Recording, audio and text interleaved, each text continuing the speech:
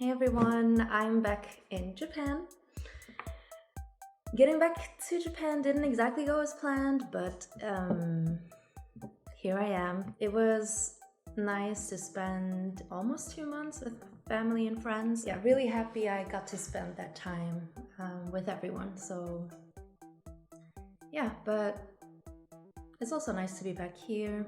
As I promised in the last video, I still owe you the second part of the Q&A.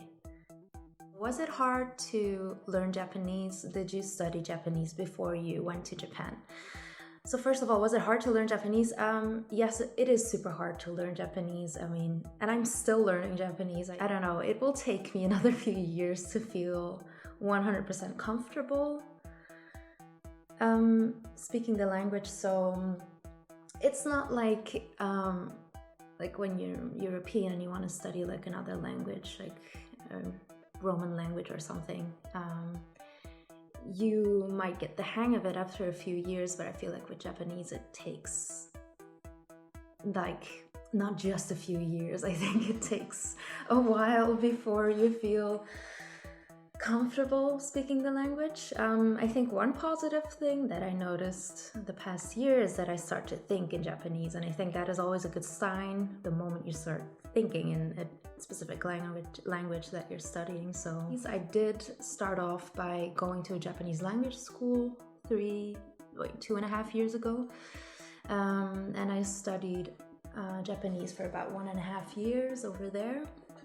And then about 1 year ago, I graduated, and then I joined the startup that I'm working at right now. And people tell me that my Japanese has been improving a lot since I started working, which, I do hope it'll keep improving, because sometimes it is hard to stay motivated. It feels like I'm still struggling so much to say, or to try and say what I want to say.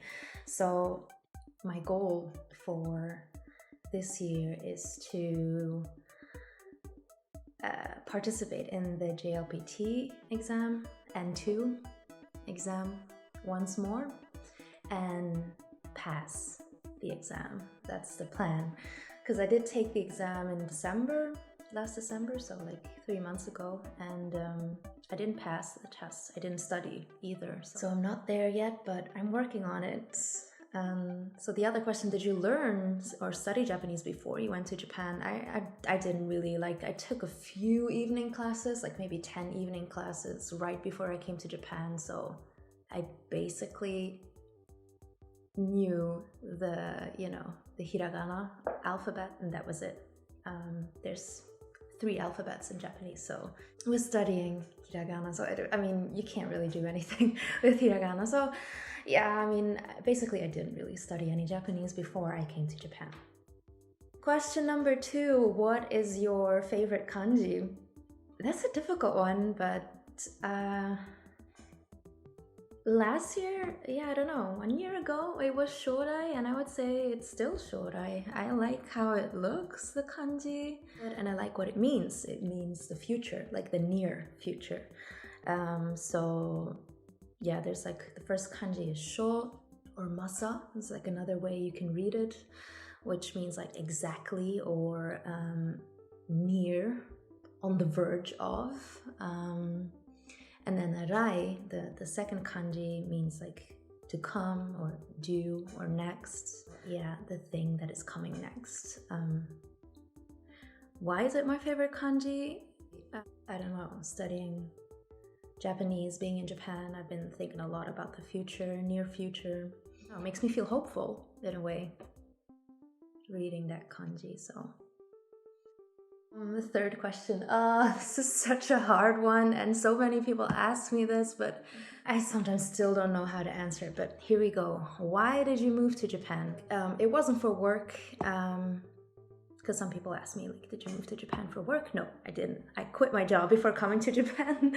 So I just had the opportunity to travel for a few months 4 years ago, and Japan was just one of the countries that I happened to visit. Like, it wasn't really planned, but when I came to Japan, I was just really impressed by how people communicate with each other here, how conscious people are of others, and it's definitely different from anything else that I've ever experienced before. And so I was very intrigued, and I immediately wanted to know more about the language, because obviously how people communicate with each other. I wanted to figure out and see what that was about. So I started just downloaded the app. What was it again? Like just a language learning app, and I never had the chance to work abroad or live abroad, even though I always wanted to do that. I thought that Japan would be the country where I would be able to expose myself to something completely different and challenge myself in that way. And I think that's something I needed and something that I wanted to do, and I'm really happy that I did. Yeah, and I'm still very happy to be here. Next question. What is the best thing about your journey in Japan? This is a really beautiful question, and honestly, because I've been exposed to so many new people and things, it's just been a really incredible journey so far, and I'm really thankful for that. When I came to Japan, I was a Japanese language student, and being just being a language student, I'm guessing you get the opportunity to meet people from all around the world, people with different mindsets, different religions. It was just, you're being exposed to so much information, so many different cultures, and I guess that helped me understand my own place in the world a lot better, and understand where it come from better as well, because you're being asked questions about where you come from, what your country is like, how you grew up, and that makes you understand your place in the world a lot better, good and bad, I would say. So, and then just generally living in Japan, it's just great to have the opportunity to get to know a very unique culture. Just finding the peace and in beauty, and a new way of communicating with people. Being patient, being respectful towards other people, and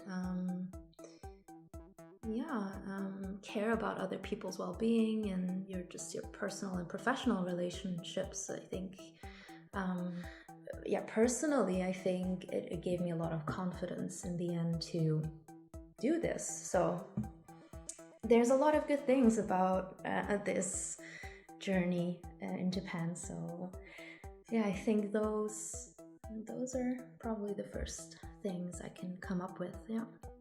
And the last question: was it hard to find a job in Japan? So I think probably if you want to find a part-time job in Japan, it's not that hard. There's there's a lot of places that look for part-time people, so that was that's pretty okay.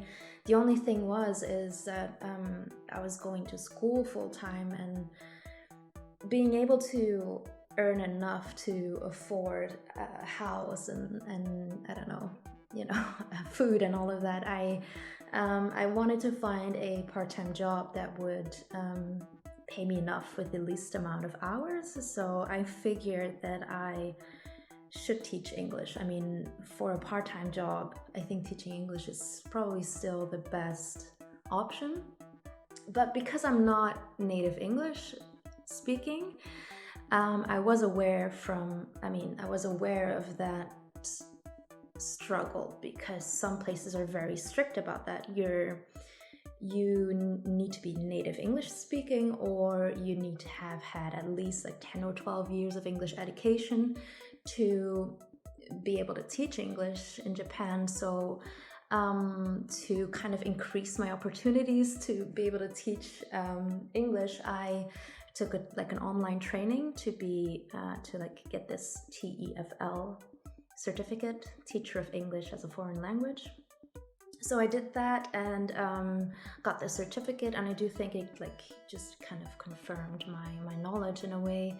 I made this online profile on Hello Sensei where I would try and find my own private students, which I had, and then I also found a part-time job at a English language school for adults. So yeah, and honestly, I just like to find this part-time job in Kyoto itself. I literally went to schools like with my resume, just knocked on the door and said like, hey, I'm looking for a job, can you please help me? Or I also, I don't know, I went to this cultural center where you could find like a lot of job postings, and I just responded to a few of them, like very old style, you know, applying to jobs. And but it works. I mean, I think it's good to show up and show your face and show that you're proactive to find a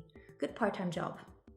Obviously, when I was going to graduate from the Japanese language school myself as a Japanese language student, I had to find a job as well. I could continue teaching English probably, but that's not really what I wanted to do. I wanted to go back to, you know, what I used to do, marketing, communication jobs. So I quickly figured out that you can make your online profiles and try to look for a job on there, but it's not that easy, I would say. And I feel like in Japan it's important that you do talk to people.